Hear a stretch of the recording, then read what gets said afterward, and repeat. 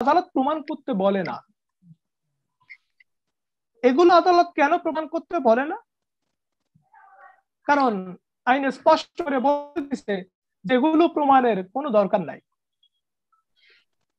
এগুলো প্রমাণের কোনো দরকার নাই। এটা কোন কোন আমাদের সকল বিষয় প্রমাণ করতে হয় না, এটা আমরা এখন দেখব যে কোন কোন বিষয় প্রমাণ করতে হয় না। সেকশন 56 থেকে 58, 56 থেকে 58। ধারা 56 থেকে বলছে এই যে আমরা যেটা বললাম যে বিচারিক নজির, কেস ল, জুডিশিয়াল প্রেসিডেন্ট, রেফারেন্স, হ্যাঁ, এগুলো হচ্ছে প্রমাণ করার দরকার নাই, বা আদালত প্রমাণ চায়ও না, আদালত প্রমাণ চায়ও না। ওকে, আচ্ছা, বাংলাদেশের আয়তন হচ্ছে, আমরা জানি যে আয়তন কিছুটা বাড়ছে, বাট আমরা আগে যেটা জানতাম যে 1,47,570 বর্গ কিলোমিটার। এটা যখন অ্যাডভোকেট সাহেব বললো, তখন কি অ্যাডভোকেট সাহেবকে বলবে যে আপনি এটা প্রমাণ করে দেখান, আপনি মেপে টেপে এটা প্রমাণ করে দেখান, এটা কি অ্যাডভোকেটকে বলে? না, আদালত এটা বলে না। আবার হচ্ছে যে বিচারক যখন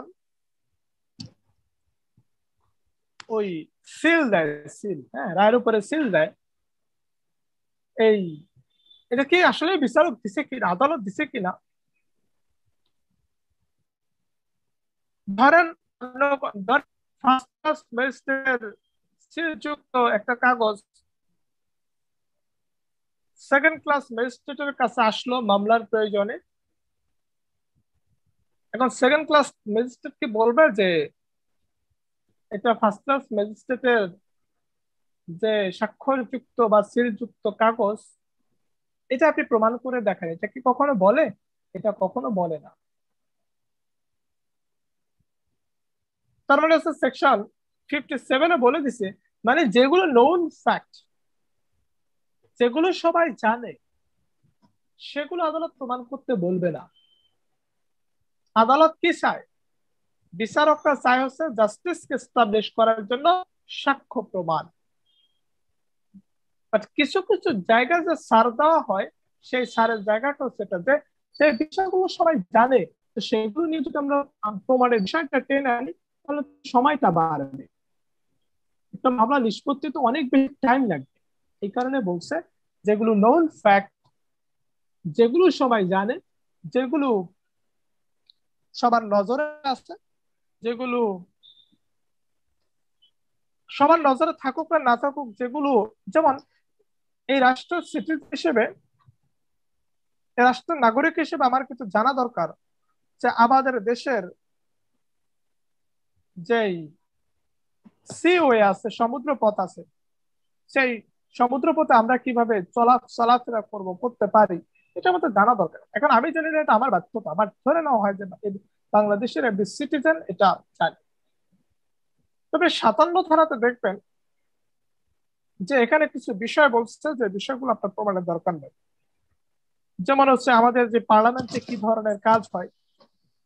এখন আমাদের পার্লামেন্টে, ধরেন পার্লামেন্ট থেকে একটা প্রেস, ধরেন পার্লামেন্ট থেকে একটা কাগজ বেরোলো, হ্যাঁ? এখন হচ্ছে এটাকে আদালত বলবে যে আপনি এটা প্রমাণ করে দেখা, বলছে আমাদের নোটিফিকেশন বের হয় না, প্রজ্ঞাপন হয় না, গেজেট জারি হয় না, আমাকে আদালত বলে যে গেজেট জারি হয়েছে, আমি যখন গেজেটটা উপস্থাপন করি, প্রেজেন্ট করি আদালতের কাছে, আদালত কি বলে যে আপনি প্রমাণ করে দেখান। তার মানে বিষয়টা দাঁড়ালো যে 57 ধারাতে বলছে, মানে 56 ধারাতে জাস্ট একটা জিনিস নিয়ে কথা বলছে। 56 ধারাতে বলছে শুধুমাত্র জুডিশিয়াল প্রেসিডেন্ট, আর 57 ধারাতে কিছু নোন ফ্যাক্ট কে আমাদের সামনে তুলে ধরছে। নোন ফ্যাক্ট না, সরি, নোন বিষয়কে নোন সাবজেক্টকে তুলে ধরছে। এটা হচ্ছে 57 ধারাতে।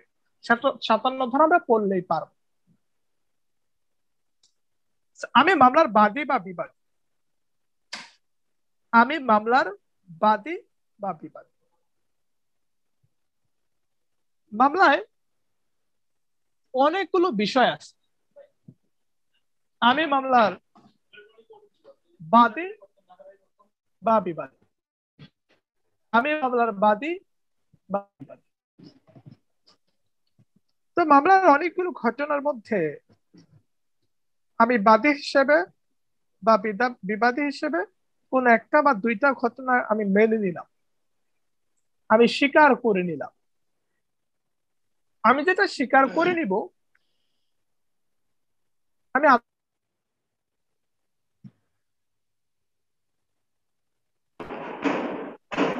দাদা শোনা যাচ্ছে না।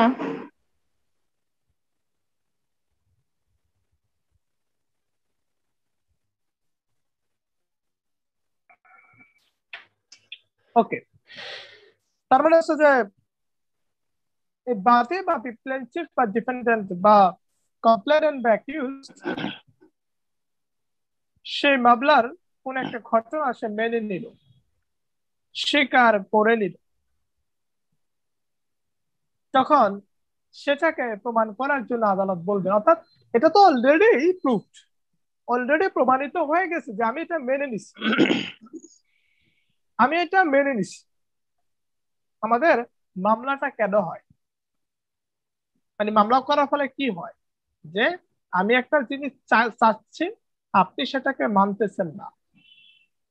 আর এখানে বলতেছে আমি আপনার কাছে 10টা বিষয় চাচ্ছি, 10টা ঘটনাকে কেন্দ্র করে আমি আপনার নামে অভিযোগ করছি, বা মামলায় 10টা পয়েন্ট দাঁড়ালো, আমরা বিচার্য বিষয় বলি না, সেটা দাঁড়ালো।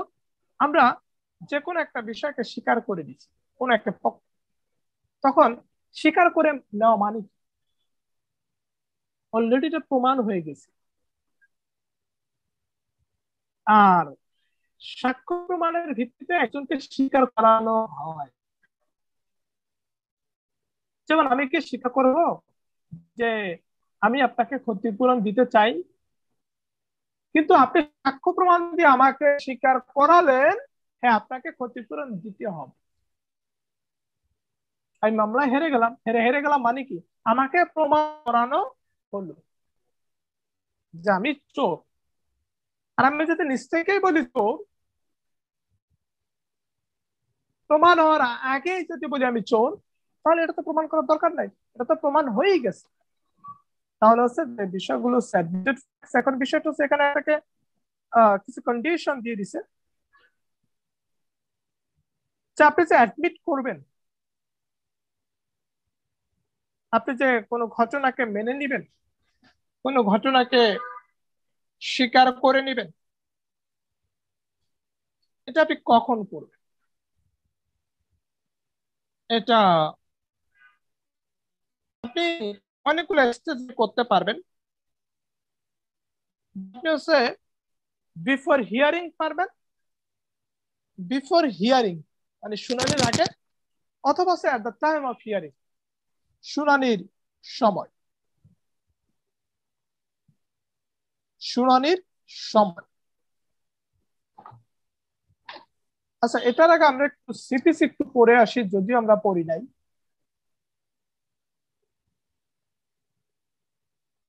প্লিডিংস বলতে আমরা কাকে বুঝি, মানে কোনটাকে বুঝি, কোন দুইটা বিষয় আমরা প্লিডিংস বলতেছি? আরজি আর বিবাদী জবাব, আরজি আর জবাবকে বোঝায় প্লিডিংস বলা হয়। আর যে আর লিখিত আরজি জবাবকে বলতেছি আমরা জবাব pleadings, plant R are written স্টেটমেন্টকে বলতেছি আমরা প্লিডিংস প্লিডিংস বলতেছি। সেকশন 6। আচ্ছা, প্লেন্ট হচ্ছে কার, এই বাদীর আরজিটা হচ্ছে কার, বাদীর আরজিটা হচ্ছে বাদীর বাদীর, আর রিটেন স্টেটমেন্ট হচ্ছে বিবাদী। বিবাদী বিবাদী। আচ্ছা, আরজিতে কি কি থাকে? আরজিতে আমরা যদি জাস্ট একটা, আরজিতে না আমরা যদি আদালতের নাম। সংক্ষেপে বলি যে আরজিতে বাদীর দাবি থাকে, আমরা যদি মানে সংক্ষেপে আলোচনা করি, তাহলে এই দাবির বিপক্ষে অবস্থান নাকি বিবাদী বিবাদী। বিবাদী তাহলে তাহলে বিবাদীর লিখিত জবাবে কি থাকে, এই দাবির বিপক্ষে কথাবার্তা থাকে, রাইট? যুক্তিসমূহ খণ্ডনের যে বিষয়গুলো থাকে। দেখা গেল যে বাদী তার প্লেন্টের মধ্যে অনেকগুলো বিষয়কে জড়িয়ে সে দাবি করতেছে, অনেকগুলো বিষয়কে জড়িয়ে সে দাবি করতেছে প্লেন্টের কাছে, তার তার যে প্রতিকার সেটা সে দাবি করতেছে। এই পর্যন্ত আমরা থাকি। আচ্ছা, তাহলে এই যে ফ্যাক্টটা অ্যাডমিট করবে হচ্ছে বিফোর হিয়ারিং শুনানির আগে অথবা at the time of hearing শুনানির সময়।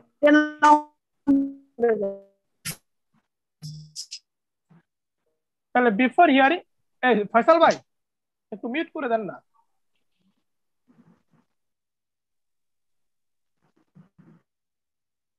ওকে, তাহলে বিফোর হিয়ারিং আর হচ্ছে after hearing, sorry before hearing শুনানির আগে, আর হচ্ছে at the time of hearing শুনানির সময়। যখন হচ্ছে হিয়ারিং চলতেছে তখন যদি স্বীকার করে নেয় তো নিল, কিন্তু যখন আপনি শুনানির আগেই অ্যাডমিট করে নিবেন, স্বীকার করে নিবেন, তখন হচ্ছে আপনাকে রিটেন দিতে হবে, লিখিতভাবে দিতে হবে, বাই রাইটিং।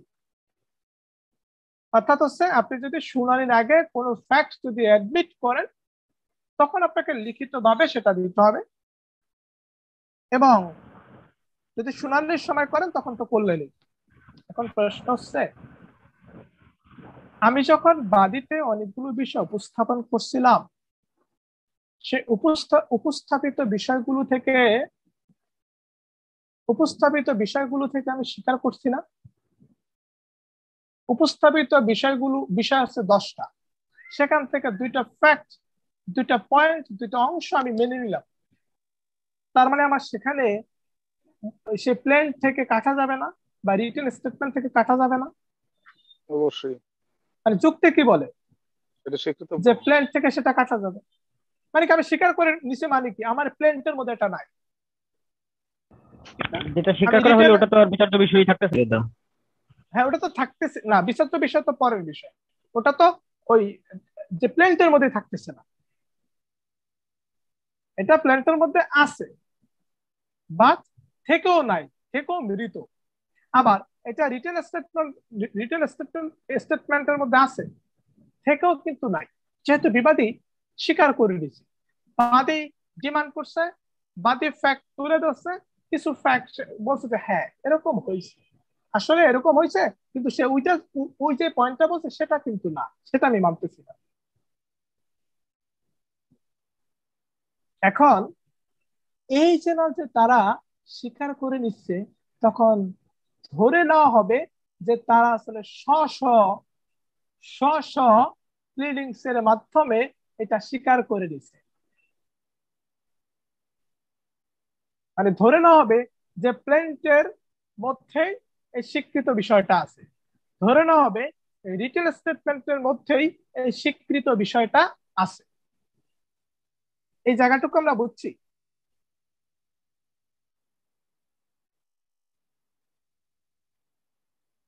এই লাস্টের পয়েন্টটাকে বুঝছি যে ধরে নেওয়া যে প্লেন্টের যে মানে প্লেন্টের মধ্য থেকে স্বীকার করে নিছে, রিটেন স্টেটমেন্টের মধ্য থেকে স্বীকার করে নিছে, তার মানে কি প্লেন্ট আর written statement equal to pleadings. ধরে নেওয়া হবে যে তাদের স্ব প্লিডিংস এর মাধ্যমেই স্বীকার করে নিছে। ক্লিয়ার? যদিও প্লেন্টে স্বীকার করে নেয় নাই, সেটা মূলত রিটেন স্টেটমেন্টের মাধ্যমে স্বীকার করে নেওয়া, যদিও প্লেন্টের কোনো কিছু পরিবর্তন করা হয় নাই, রিটেন স্টেটমেন্টের কোনো কিছু পরিবর্তন করা হয় নাই, প্লেন্টের মতো করি আছে, জাস্ট এই স্বীকৃত বিষয়টা আলাদাভাবে লেখা হচ্ছে, কে লেখছে? দর্শক লিখতেছে, আলাদাভাবে লিখা আছে, প্লেন্টের মতো আছে করে আছে, আলটির আলটির মতো করেই থাকবে মাবার শেষ পর্যন্ত, ঠিক না? অবশ্যই। ওকে, তাহলে এই অ্যাডমিটেড ফ্যাক্টস যে প্রুফ করতে হয় না, এটা দেখলাম। কেন প্রুফ করতে হয় না এটা আমরা জানলাম, যে যেটা স্বীকার করে নিতে সেটা প্রমাণ করার কি দরকার, আদালতের সময় নষ্ট হয়। তাহলে কখন আমরা স্বীকার করতে পারবো, পারবে, করলে সেটা কিসের কিসের মাধ্যমে স্বীকার করা হলো, ধরে নেওয়া হবে। Section 58 clear? ক্লিয়ার দাদা, আপনি একটু 56 আর 57টা একটু সংক্ষেপে বলে দেন আবার। কি দাদা?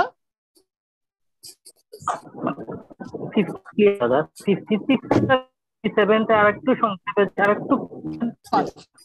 57 তো স্পষ্ট যে 57 হচ্ছে স্পষ্ট যে আপনার যেগুলো হচ্ছে জুডিশিয়াল নোটিশ, যেগুলো হচ্ছে জুডিশিয়াল প্রেসিডেন্ট, যেমন আপনি যখন অ্যাডভোকেট হবেন তখন আপনি আপনার মক্কেলের পক্ষে পক্ষে যেটাই হোক, মক্কেলের আপনার পক্ষে মক্কেলের পক্ষে যদি অবস্থান নেন তখন আপনি কি করবেন, বিভিন্ন রেফারেন্স দেখাবেন না যে স্যার দেখেন এই মামলাতে এই বিষয়ে এটা বলছে, এই মামলাতে এই বিষয়ে এটা বলছে, এটা আদালতের নিকট দিতেছেন। আদালত তখন কাগজটা বা বইটা সুরে কি বলবে যে এটা আপনি প্রমাণ করে দেখান, এটা মানি না আমি, এটা বলবে? না না না, সেটা হাইকোর্ট বলবো। ডিভিশনে আমি আমি যেদিন হাইকোর্টে প্রথম যাই, মির্জা হায়দার হোসেন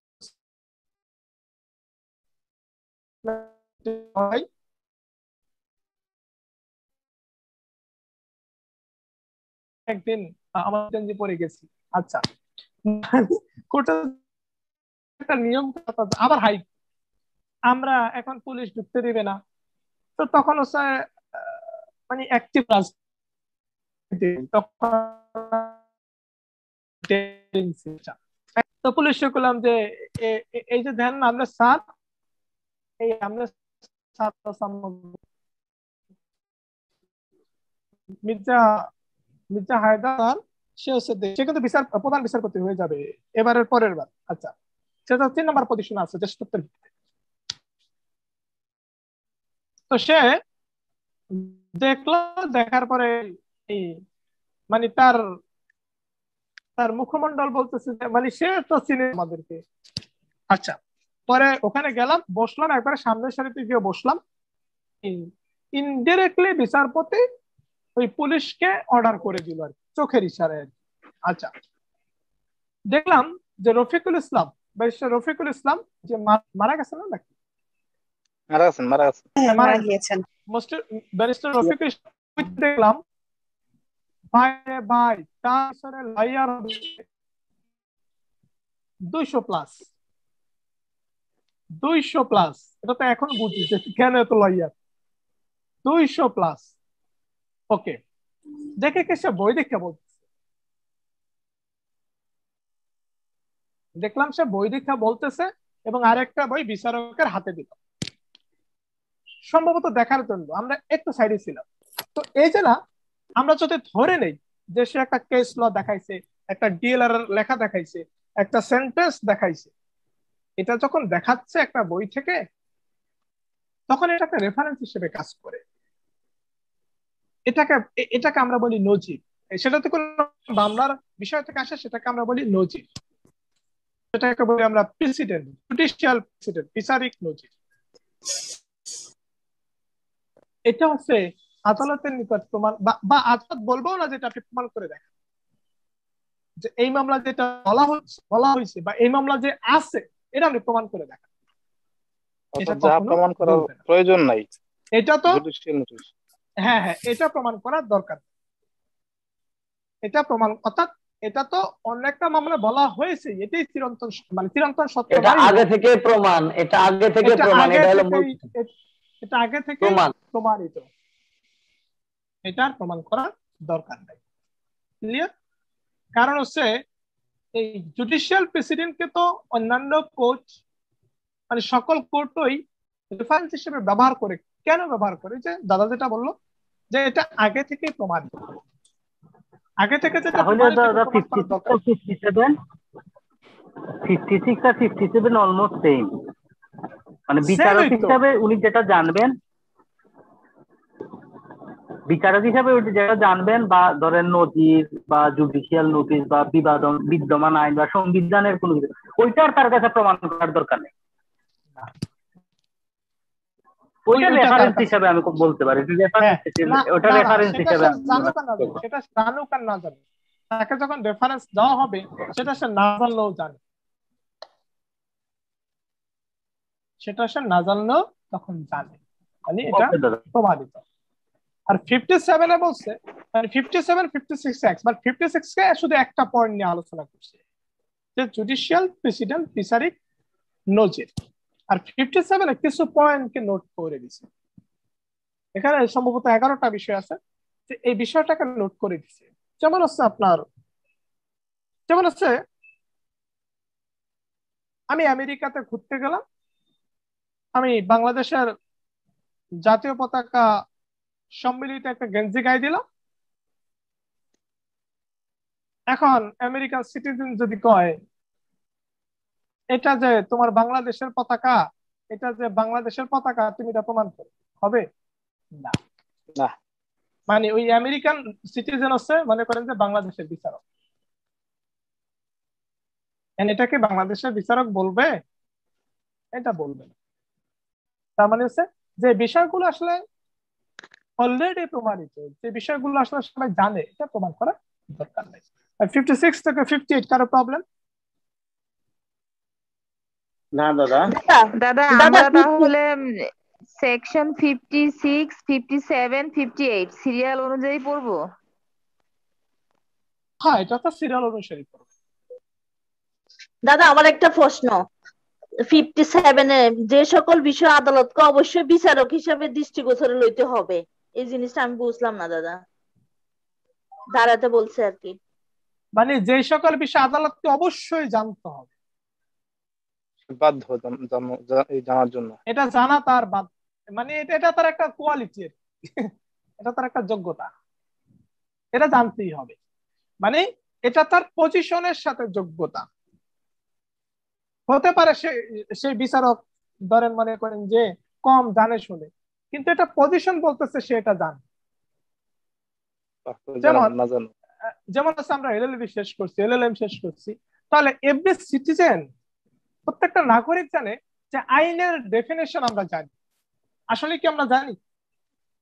না, না জানলেও কিন্তু জানি। অধিকাংশ জানে না। তো বিষয়টা হচ্ছে এরকম যে বিচারককে কিছু বিষয় জানতেই হবে, সে কিছু বিষয় কি এটা, এবং এটা আদালতের জন্য ম্যান্ডেটরি। কেস লয়ের বিষয়টা এখানেও আদালত কিছু করতে পারবে না, মানে এখানে আদালত কিছুই করতে পারবে না, 57তে কিছুই করতে পারবে না। 58তে একটা জায়গা থাকে, 58তে কিছু অংশ থাকে যে ডিসক্রিশনারি পাওয়ার অ্যাপ্লাই করার একটা জায়গা।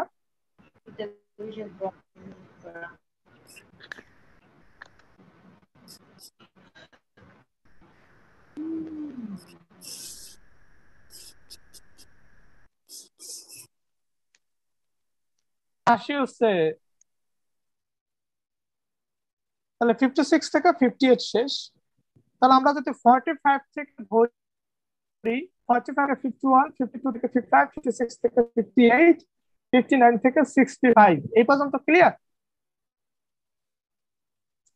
ওকে, এই পর্যন্ত ক্লিয়ার। এখন আমরা একটা জায়গা করব, আমরা পড়ছিলাম না যে ক্যারেক্টার ক্যারেক্টার ক্যারেক্টার, চরিত্র। আমরা এখন চলে যাব। আচ্ছা, এই যে 52 থেকে 55 পর্যন্ত ক্যারেক্টার করলাম, কাদের ক্যারেক্টার? কাদের ক্যারেক্টার? বাদী বিবাদী বাদী বিবাদী, মানে মামলার পক্ষদের, আসামির ক্যারেক্টার, সাক্ষীদের। না সাক্ষীদের না, মামলার পক্ষদের। মামলার পক্ষদের হচ্ছে মানে বাদী বিবাদী যেটাকে বলি, তো মামলার পক্ষদের ক্যারেক্টার। আচ্ছা, সাক্ষীরা, সাক্ষীরা মনে করেন যে সাক্ষ্য দেয়, সাক্ষীরা সাক্ষ্য দেয় না, তখন আমি অপোনেন্ট পার্টির সাক্ষ্য, আমি অপোনেন্ট পার্টির উকিল হিসেবে আমি সাক্ষীর চরিত্র নিয়ে প্রশ্ন তুলতে পারব। আমি সাক্ষীর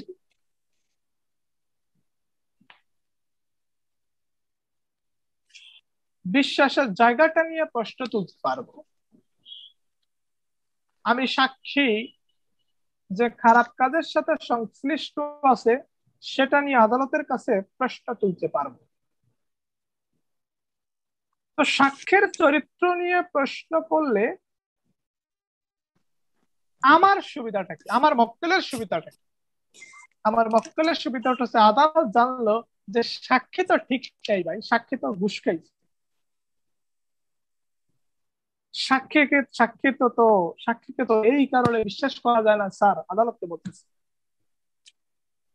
সাক্ষী তো আগেই তো মেইলি ব্যাপারে সে ক্রিমিনাল কেসে আটকা ছিল, সে আগে যে কথাগুলো বলছে সে তো এখন কয় এক পরে কয় আরেক, আগে যে কথাগুলো বলছে এখন বলতেছে আবার আরেক ভাবে। তার মানে আগের বক্তব্যের সাথে তার এখন এখন যে বক্তব্য দিতেছে এটার তো কোনো মিল না। আমরা এখন পড়ব সেকশন 155 155 ধারা 155। এখানে যে পয়েন্ট গুলো দেখবেন প্রত্যেকটা পয়েন্ট, এখানে 4টা অপশন আছে, প্রত্যেকটা পয়েন্ট হচ্ছে চরিত্র নিয়ে কথা বলছে। মানে চরিত্র শব্দটা উল্লেখ করে নাই, আর পরোক্ষভাবে চরিত্র কি বুঝাইছে। কার চরিত্র? সাক্ষী। সাক্ষীর চরিত্র। আর সাক্ষীর চরিত্রকে প্রশ্ন তুলছে এভাবে যে আমি চেষ্টা করতেছি, আমি অ্যাডভান্স প্রার্থী হিসেবে, আমি বিরোধী পক্ষ হিসেবে, মামলার বিরোধী পক্ষ হিসেবে আমি চেষ্টা করব সাক্ষীকে প্রশ্নবিদ্ধ করা, প্রশ্নবিদ্ধ করা। আমি যদি আদালতের দিকে প্রমাণ করতে যে স্যার এই সাক্ষী দেখেন এই কেমনে কেমনে কথা কয়, এর মধ্যে সমস্যা আছে স্যার, আদালত যদি বুঝে ফেলে যে আসলে তো সাক্ষীর মধ্যে সমস্যা,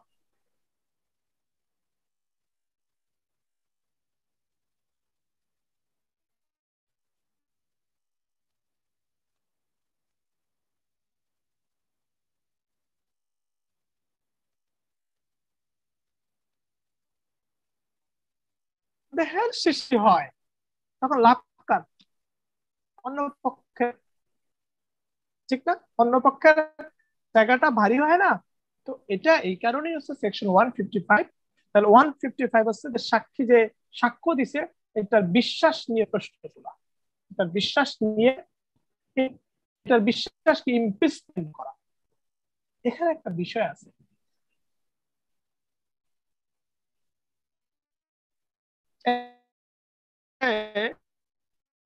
এক বিষয় আগের হওয়া সাক্ষ্যর বিশ্বাসযোগ্যতা নিয়ে প্রশ্ন করা। পূর্বে প্রদত্ত সাক্ষ্য, পূর্বে প্রদত্ত মানে সাক্ষীর পূর্বে প্রদত্ত সাক্ষ্য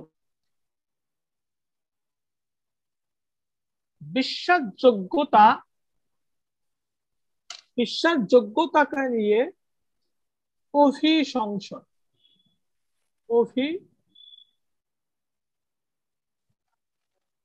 অভিসংশন বানানটা কি?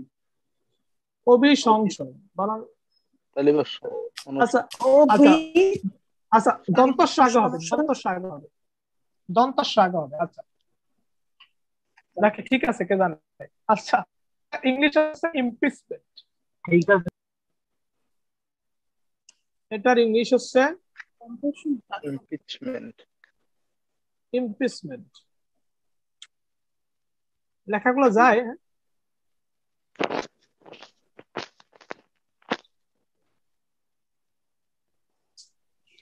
এবার আমরা একটু জ্ঞান করব যে আমরা ইমপিচমেন্ট এবং কমপ্লেন্ট, আপনি বাংলাদেশের যে কোনো গাইড দেখবেন সেখানে দেখবেন যে 155তেই অভিযোগ শব্দটা উল্লেখ আছে, কিন্তু ইংলিশে বলছে impeachment, the credit of witness, মানে সাক্ষীর বিশ্বাসযোগ্যতা নিয়ে অভিশংসন।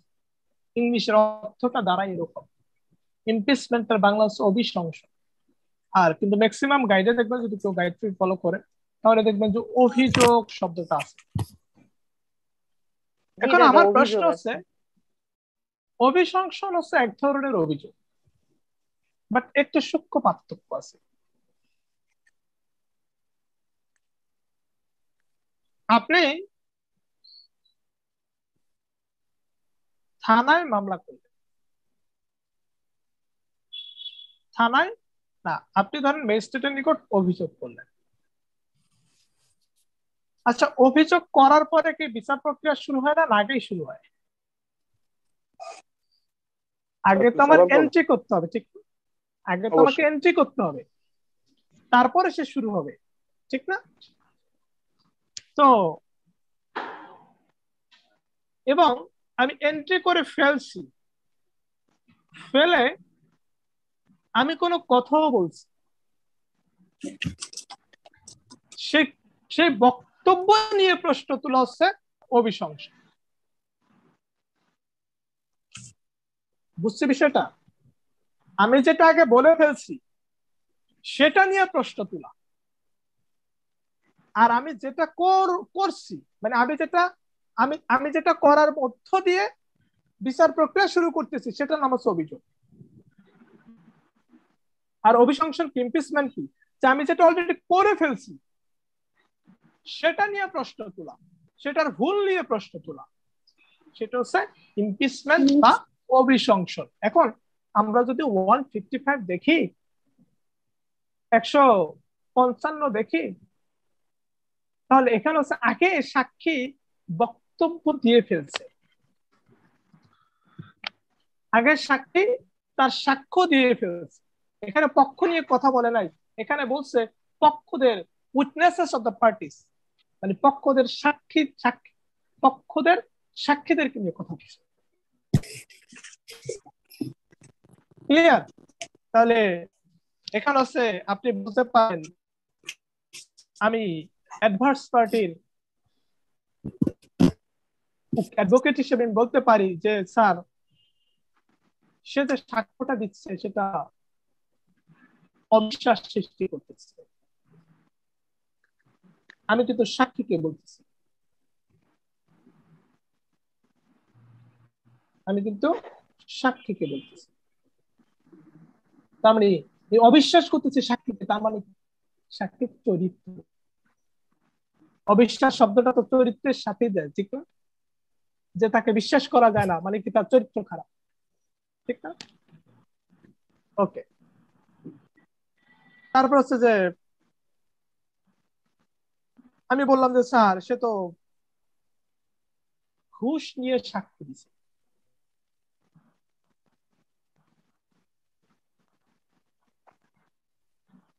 এটা বললাম। তারপর বললাম যে স্যার দেখেন, সে এখন যে সাক্ষ্য দিতেছে, এখন যে কথাবার্তা বলতেছে, সে কিন্তু স্যার আগেও সাক্ষ্য দিছিল, সে সাক্ষ্যের সাথে বর্তমান সাক্ষ্যর কোনো মিল নাই, কোনো সামঞ্জস্য নাই।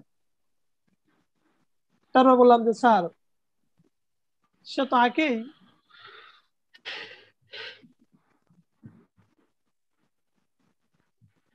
আগেই অ্যাসল্টের সাথে বা